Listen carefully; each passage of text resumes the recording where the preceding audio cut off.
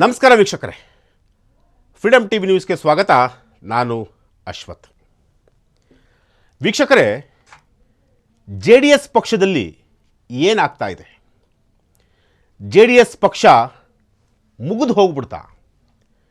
JDS ಪಕ್ಷವನ್ನು ಕಂಪ್ಲೀಟಾಗಿ ನಾಶ ಮಾಡುವಂತಹ ಒಂದು ಕೆಲಸ ನಡೀತಾ ಇದೆಯಾ? ಈಗಾಗಲೇ HD ಕುಮಾರಸ್ವಾಮಿಯವರು ಸೆಂಟ್ರಲ್ ಮಿನಿಸ್ಟರ್ ಆದ ನಂತರ JDS ಪಕ್ಷದಲ್ಲಿ ಯಾರೂ ಕೂಡ JDS ಪಕ್ಷವನ್ನು ನಡೆಸುವಂತಹ ಒಂದು ತಾಕತ್ತು ಯಾರಿಗೂ ಕೂಡ ಇಲ್ಲ ಅಂತ ಹೇಳ್ಬೋದು.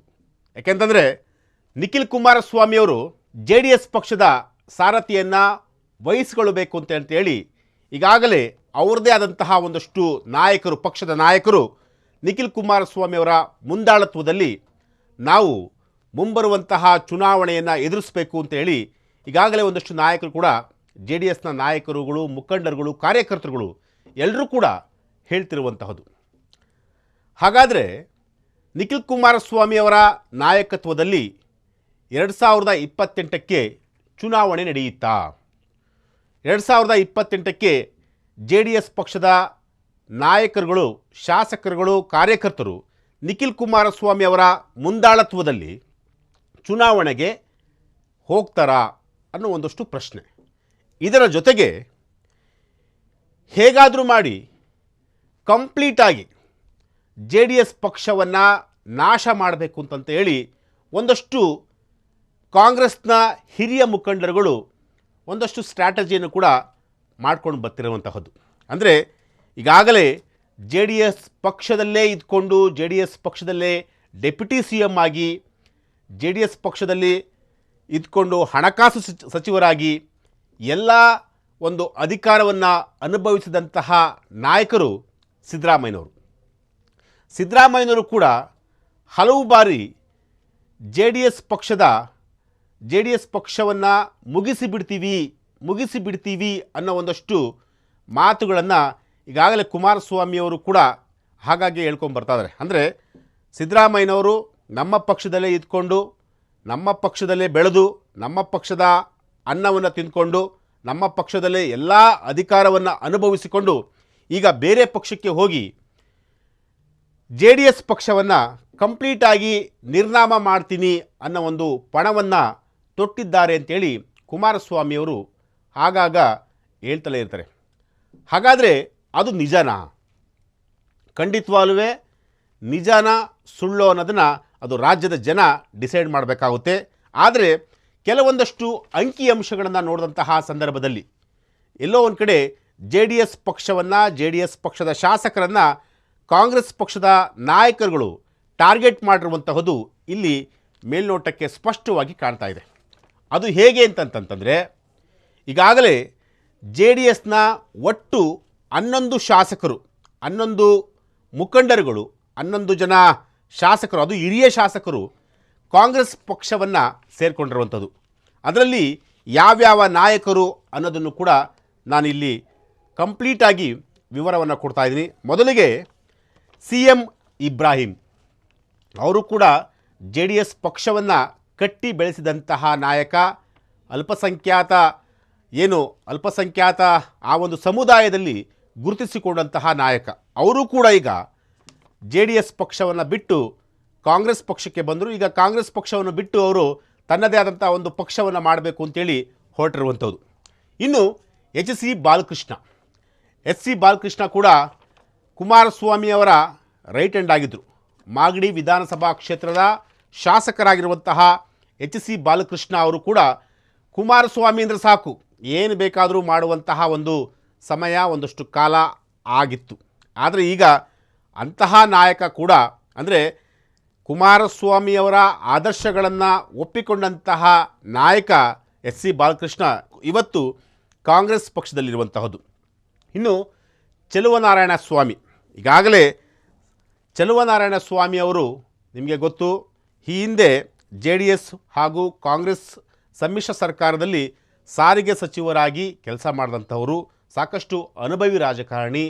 ಆ ಒಂದು ತಮ್ಮದೇ ಆದಂತಹ ಒಂದು ಕ್ಷೇತ್ರದಲ್ಲಿ ಸಾಕಷ್ಟು ಹೋಲ್ಡಿಂಗ್ ಇರುವಂತಹ ಒಬ್ಬ ರಾಜಕಾರಣಿ. ಅಂಥವರು ಕೂಡ JDS ಪಕ್ಷವನ್ನು ಬಿಟ್ಟು ಕಾಂಗ್ರೆಸ್ ಪಕ್ಷಕ್ಕೆ ಸೇರಿಕೊಂಡಿರುವಂಥದ್ದು. ಇನ್ನು ಜಮೀರ್ ಅಹಮದ್ ಖಾನ್ ಅವರು, ನೀವು ನಂಬಲ್ಲ, ಕುಮಾರಸ್ವಾಮಿಯವರು ಜಮೀರ್ ಅಹಮದ್ ಖಾನ್ ಅವರು ಎಷ್ಟೋ ಸಲ, ಅಂದರೆ ಜಮೀರ್ ಅಹಮದ್ ಖಾನ್ ಅವರು ಹೇಳ್ಕೊಂಡಿರೋದು, ಒಂದೇ ಚಡ್ಡಿಯನ್ನು ನಾವು ಇಬ್ಬರು ಕೂಡ ಹಾಕ್ಕೊಂಡಿದ್ದೀವಿ ಅನ್ನೋ ಒಂದು ಅರ್ಥದಲ್ಲಿ ಕುಮಾರಸ್ವಾಮಿಯವರು ಜಮೀರ್ ಅಹಮದ್ ಖಾನ್ ಅವರು ಮಾತನಾಡಿಕೊಂಡಿರುವಂಥದ್ದು. ಅಷ್ಟರ ಮಟ್ಟಿಗೆ ಅವರಿಬ್ಬರ ಸ್ನೇಹ ಇತ್ತು, ಅಷ್ಟರ ಮಟ್ಟಿಗೆ ಅವರಿಬ್ಬರ ಮಧ್ಯೆ ಬಾಂಧವ್ಯ ಇತ್ತು.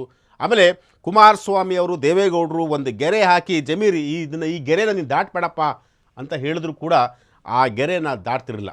ಅಂತಹ ಒಬ್ಬ ಕಟ್ಟಾಳು, JDSನ ಕಟ್ಟಾಳು ಇವತ್ತು ಕಾಂಗ್ರೆಸ್ ಪಕ್ಷಕ್ಕೆ ಸೇರ್ಪಡೆ ಆಗಿರುವಂಥದ್ದು, ಕಾಂಗ್ರೆಸ್ ಪಕ್ಷದಲ್ಲಿರುವಂತಹದ್ದು, ಕಾಂಗ್ರೆಸ್ ಪಕ್ಷದಲ್ಲಿ ಈಗ ಅವರು ಸಚಿವರಾಗಿರುವಂಥದ್ದು. ಇನ್ನು ಶಿವಲಿಂಗೇಗೌಡರ ಬಗ್ಗೆ ಹೇಳಲೇಬೇಕಾಗುತ್ತೆ. ಶಿವಲಿಂಗೇಗೌಡರು ಅರಸೀಕೆರೆ ವಿಧಾನಸಭಾ ಕ್ಷೇತ್ರದ ಶಾಸಕರಾಗಿರುವಂತಹದ್ದು.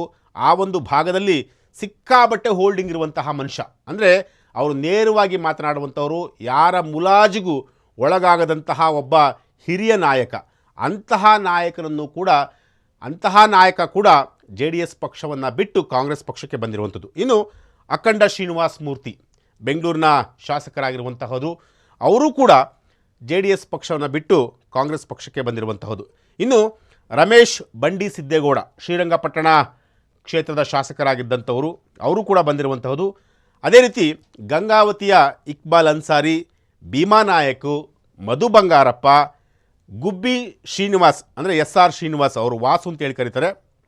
ಅದೇ ರೀತಿ ವೈ ಎಸ್ ವಿ ದತ್ತ ಕೂಡ JDS ಪಕ್ಷದ ನಿಷ್ಠಾವಂತ ಕಾರ್ಯಕರ್ತ, ಜೊತೆಗೆ ದೇವೇಗೌಡರ ಸಾಕು ಮಗ ಅಥವಾ ದೇವೇಗೌಡರ ಗರಡಿಯಲ್ಲಿ ಬೆಳೆದಂತಹ ಒಬ್ಬ ಕಟ್ಟಾಳು, ಅಂದರೆ JDSನ ಕಟ್ಟಾಳು ಅಂತಂತೇಳಿ ಅಷ್ಟರ ಮಟ್ಟಿಗೆ ವೈ.ಎಸ್.ವಿ. ದತ್ತ ಅವರ ಮೇಲೆ ಕೂಡ ಹೋಪ್ಸ್ ಇತ್ತು. ಆದರೆ ಕೆಲವು ಕಾರಣಾಂತರಗಳಿಂದ ವೈ.ಎಸ್.ವಿ. ದತ್ತ ಅವರು ಕಾಂಗ್ರೆಸ್ ಪಕ್ಷಕ್ಕೆ ಬಂದರು. ಮತ್ತೆ ಕೆಲವೊಂದಷ್ಟು ಬೇರೆ ಬೇರೆ ಡೆವಲಪ್ಮೆಂಟ್ಗಳಿಂದ ಮತ್ತೆ ಅವರು JDSನ ಮತ್ತೆ JDSಲ್ಲಿ ಕೂಡ ಇದ್ದಾರೆ. ಆದರೆ JDSಲ್ಲಿ ಇದ್ದರೂ ಕೂಡ ಅವರು ಆಕ್ಟಿವ್ ಆಗಿಲ್ಲ. ಇಷ್ಟು ಜನ ಶಾಸಕರು 11 ಜನ ಶಾಸಕರು JDSನ ಬಿಟ್ಟು ಈಗ ಕಾಂಗ್ರೆಸ್ ಪಕ್ಷದಲ್ಲಿರುವಂಥದ್ದು. ಅಂದರೆ ಕುಮಾರಸ್ವಾಮಿಯವರ ಸ್ಟೇಟ್ಮೆಂಟ್ ಇದೆಯಲ್ಲ, ಕುಮಾರಸ್ವಾಮಿಯವರು ಏನಂತ ಹೇಳ್ತಾರೆ ಅಂದರೆ JDS ಪಕ್ಷವನ್ನು ಮುಗಿಸಿಬಿಡ್ತಾರೆ, JDS ಪಕ್ಷವನ್ನು ಮುಗಿಸ್ಲಿಕ್ಕೆ ಬೇರೆ ಯಾರೂ ಕಾರಣ ಅಲ್ಲ, ಸಿದ್ದರಾಮಯ್ಯವರೇ ಕಾರಣ ಅಂತಂತೇಳಿ ಹಲವು ಬಾರಿ ಸ್ಟೇಟ್ಮೆಂಟನ್ನು ಕೊಟ್ಟಿದ್ದಾರೆ. ಸೊ ಹಾಗಾಗಿ ಈ ಅಂಕಿ ಅಂಶಗಳನ್ನು ನೋಡ್ತಾ ಇದ್ದರೆ ಈ ಒಂದು ಏನು 11 ಜನ ಎಮ್ ಎಲ್ ಎಗಳಿದ್ದಾರೆ, ಶಾಸಕರಿದ್ದಾರಲ್ಲ, ಅಷ್ಟು ಜನ ಶಾಸಕರು JDS ತೊರೆದು ಕಾಂಗ್ರೆಸ್ ಪಕ್ಷವನ್ನು ಸೇರ್ಪಡೆಗೊಂಡಿರುವಂಥದ್ದು. ಸೊ ಹಾಗಾಗಿ ಎಲ್ಲ ಒಂದು ಕಡೆ JDS ಪಕ್ಷ ನಶಿಸಿ ಹೋಗ್ಬಿಡುತ್ತಾ ರಾಜ್ಯದಲ್ಲಿ, JDS ಪಕ್ಷ ಅದರ ಕತೆ ಮುಗಿದು ಹೋಗ್ಬಿಡುತ್ತಾ ಈ ಅಂಕಿ ಅಂಶಗಳನ್ನು ನೋಡುವಂತಹ ಸಂದರ್ಭದಲ್ಲಿ. ಈಗ ಸದ್ಯಕ್ಕೆ ಅಲ್ಲಿ 19 ಜನ ಶಾಸಕರಿದ್ದಾರೆ. ಆದರೆ ಇಲ್ಲಿ ಒಂದು ಮಾತನ್ನು ನಾವು ಹೇಳಲೇಬೇಕಾಗುತ್ತೆ. ಯಾಕೆಂತಂದರೆ ಕುಮಾರಸ್ವಾಮಿಯವರು, ದೇವೇಗೌಡರು, ನಿಖಿಲ್ ಕುಮಾರಸ್ವಾಮಿ, HD ರೇವಣ್ಣ, ಇನ್ನೂ ಸಾಕಷ್ಟು ಜನ ಘಟಾನುಘಟಿ ನಾಯಕರುಗಳು ಕೂಡ JDS ಪಕ್ಷದಲ್ಲಿದ್ದಾರೆ. ಅವರು ಇವತ್ತು ಕೂಡ ಮನಸ್ಸು ಮಾಡಿದ್ರೆ JDS ಪಕ್ಷವನ್ನು ಉಳಿಸ್ಬೋದು, ಬೆಳೆಸ್ಬೋದು. ಜೊತೆಗೆ ಮುಂಬರುವಂತಹ 2028ರ ಚುನಾವಣೆಯಲ್ಲಿ ಒಂದು ಮ್ಯಾಜಿಕ್ ನಂಬರ್ ಆಗಿ, ಅಂದರೆ ಈಗ ಸಮ್ಮಿಶ್ರ ಸರ್ಕಾರ ಮಾಡಲಿಕ್ಕೆ ಈಗ ಅವ್ರ ಕಡೆಯಿಂದ ಒಂದು 60 ಜನ ಅಥವಾ ಇವ್ರ ಕಡೆಯಿಂದ ಒಂದು 40 ಜನ, ಈ ರೀತಿಯಾಗಿ ಒಂದು ಮ್ಯಾಜಿಕ್ ನಂಬರ್ನ ಕ್ರಿಯೇಟ್ ಮಾಡುವಂತಹ ಒಂದು ಶಕ್ತಿ JDS ಪಕ್ಷಕ್ಕೆ ಇವಾಗಲೂ ಕೂಡ ಇದೆ. ಆದರೆ ಆ ಶಕ್ತಿಯನ್ನು ಕಳೆಗುಂದದೆ, ಆ ಶಕ್ತಿಯನ್ನು ಕಂಪ್ಲೀಟಾಗಿ ನಾಶ ಆಗದಂತೆ ನೋಡಿಕೊಳ್ಳುವಂತಹ ಒಂದು ಜವಾಬ್ದಾರಿ ಅದು ಯಾರ ಮೇಲೆ ಇದೆ ಅಂತಂತಂದರೆ HD ಕುಮಾರಸ್ವಾಮಿಯವ್ರ ಮೇಲಿರುವಂಥದ್ದು. ಈಗಾಗಲೇ HD ಕುಮಾರಸ್ವಾಮಿಯವರು ಕೂಡ ಕೇಂದ್ರದಿಂದ ರಾಜ್ಯಕ್ಕೆ ಮತ್ತೆ ಮರಳುತ್ತಾರೆ ಅನ್ನೋ ಒಂದು ಸುದ್ದಿ ಕೂಡ ಇದೆ. ಅಂದರೆ ಕೇಂದ್ರದಲ್ಲಿ ಈಗಾಗಲೇ ಏನು ಸಚಿವರಾಗಿದ್ದರೂ ಕೂಡ, ಕ್ಯಾಬಿನೆಟ್ ದರ್ಜೆಯ ಮಂತ್ರಿ, ಅಂದರೆ ಕ್ಯಾಬಿನೆಟಲ್ಲಿ ಮಂತ್ರಿ ಆಗಿದ್ದರೂ ಕೂಡ, ಮೋದಿಯವರ ಸಂಪುಟದಲ್ಲಿ ಮಂತ್ರಿ ಆಗಿದ್ದರೂ ಕೂಡ ಎಲ್ಲೋ ಒಂದು ಕಡೆ ಅವ್ರಿಗೆ ರಾಜ್ಯದ ಮೇಲೆ ಅಭಿಮಾನ, ರಾಜ್ಯದ ಒಂದು JDS ಪಕ್ಷವನ್ನು ಬೆಳೆಸಬೇಕು, ಮತ್ತೆ ಅಧಿಕಾರಕ್ಕೆ JDS ಪಕ್ಷವನ್ನು ತರಬೇಕು ಅಂತ ಹೇಳಿ ಒಂದಷ್ಟು ಕನಸುಗಳನ್ನು ಕುಮಾರಸ್ವಾಮಿಯವರು ಕೂಡ ಇಟ್ಕೊಂಡಿರುವಂಥದ್ದು. ಸೊ ಹಾಗಾಗಿ 2028ಕ್ಕೆ JDS ಫಿನಿಕ್ಸ್ ಪಕ್ಷಿಯಂತೆ ಎದ್ದು ಬರುತ್ತಾ ಅಥವಾ JDS ಪಕ್ಷ ಮುಳುಗಿ ಹೋಗುತ್ತಾ ಕಾದು ನೋಡಬೇಕಾಗುತ್ತೆ. ಯಾಕೆಂತಂದರೆ 2028ಕ್ಕೆ ತನ್ನದೇ ಆದಂಥ ಒಂದಷ್ಟು ಸ್ಟ್ರಾಟಜಿಗಳನ್ನು ಇಟ್ಕೊಂಡು